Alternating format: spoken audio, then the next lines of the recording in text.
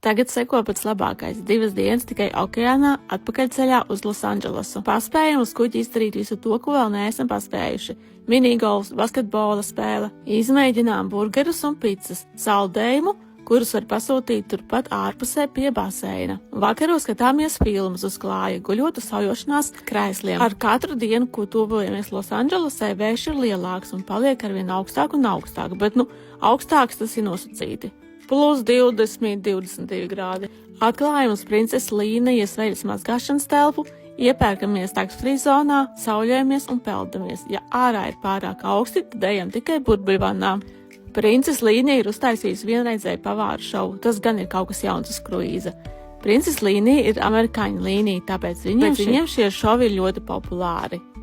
Un tiešām bija ļoti forši, smējāmies vēderu turēdami. Vēl pie tam šovu vadīja šefpavārs un restorānu vadītājs, kur ir parasti cilvēki.